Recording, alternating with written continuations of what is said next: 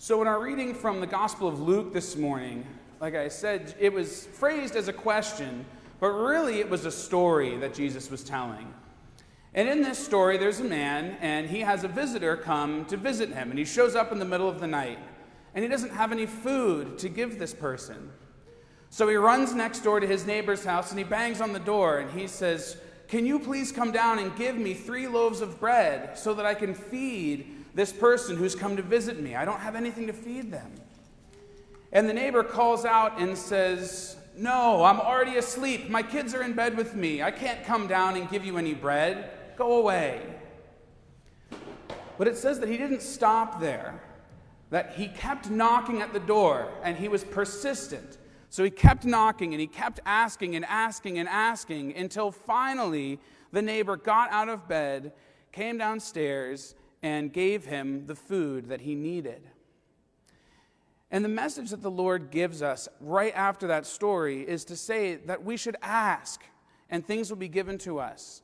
That if we seek, we will find. If we knock, it will be opened to us.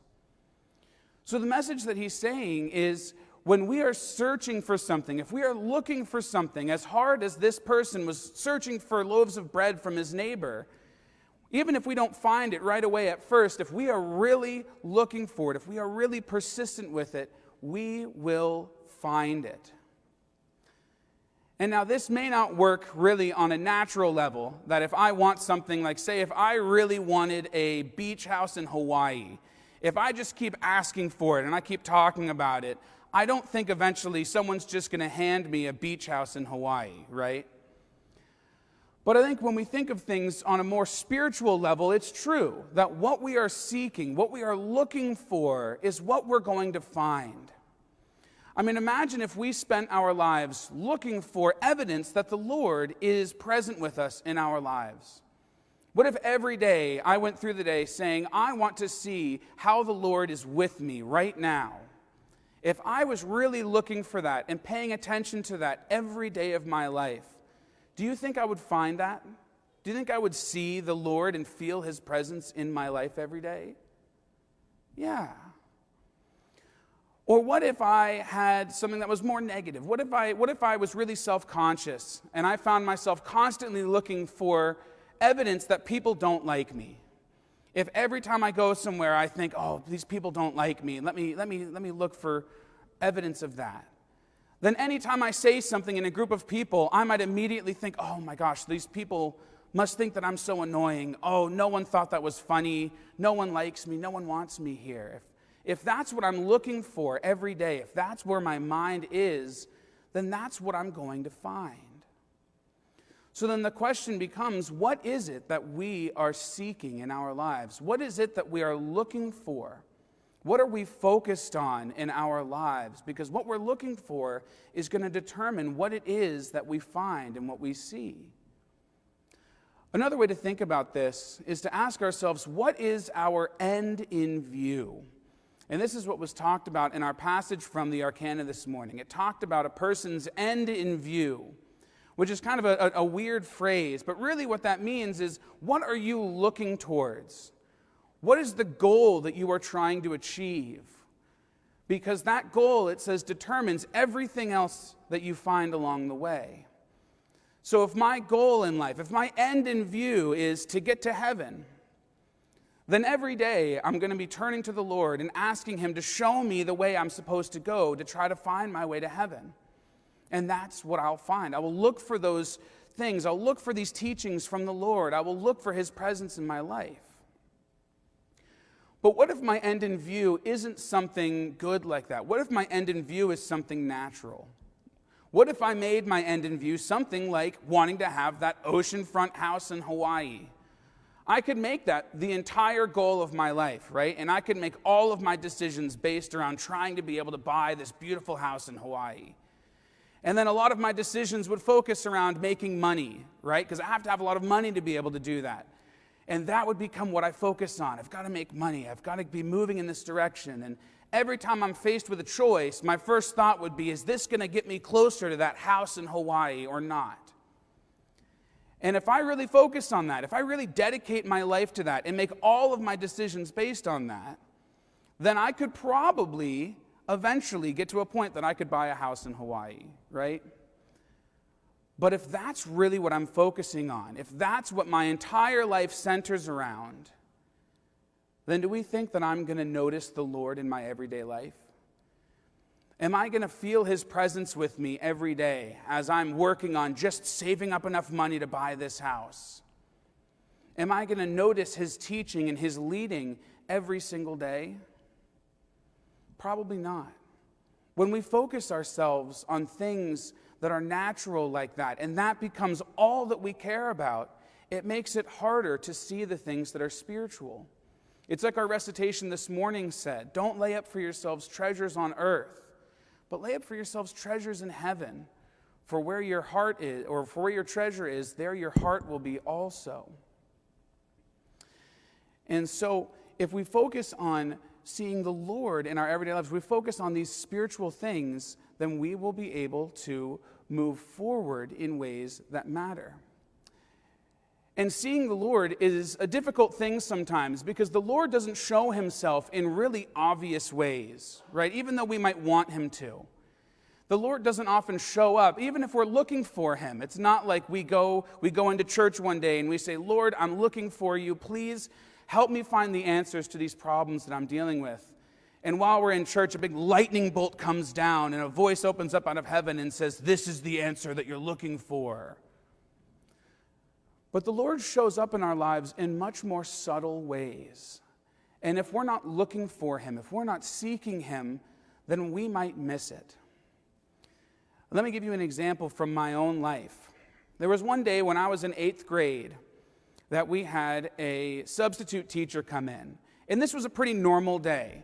You know, when we look back, there's really nothing extraordinary about this day. It was just a day that a guy came in to help teach the 8th grade boys in Bernathen. And the guy who came in was someone who had taught there for a long time. He used to teach the 8th grade boys, and so he sort of knew what he was doing. And it was the one day of the week that we didn't have chapel as a school. So it was the one day that we had to have classroom worship. And I remember this man, he came up to the front of the room, he grabbed a chair, and he sat down on it backwards. And he said, boys, how about instead of having a normal worship service this morning, let's just have a conversation. And so he just talked to us that morning. And he told us the story of him finding the new church. Because he wasn't someone who was born and raised in the new church, but he had been raised in another faith, and he didn't feel like it was really giving him the answers that he was looking for. And so he went out and he searched, and he tried lots of different things, and then he came upon the new church. And what he told us that day, he said, I will give you boys a challenge that I gave every class I ever taught. And the challenge he gave us was, he said, I want you all to go out in your lives, and if any of you find a faith that when you get down to it, it just makes more sense than the new church, I want you to call me and tell me about it, because I want to know about it. But he said, I've been searching my whole life, and I've never found a faith that makes more sense than the new church. And I didn't realize it at the time, but this conversation that he had, this substitute teacher on a normal Monday, this conversation he had with us changed me forever. Because at that point in my life, when I was thinking about the church and thinking about becoming a part of the new church, as an 8th grader, it felt an awful lot like, well, if you grow up and you join the church, then you are just doing what your parents want you to do. You're doing what your teachers are telling you to do. You're not thinking for yourself.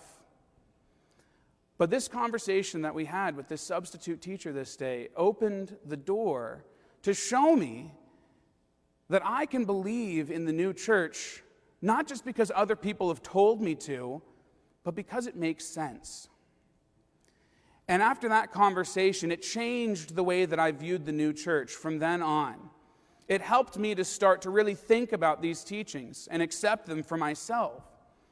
And years go by, and eventually I love this stuff so much that I've dedicated my life to these teachings. I'm now a minister, and I can dedicate my life to teaching these things to people and helping people build good relationships with the Lord because of the teachings of the new church.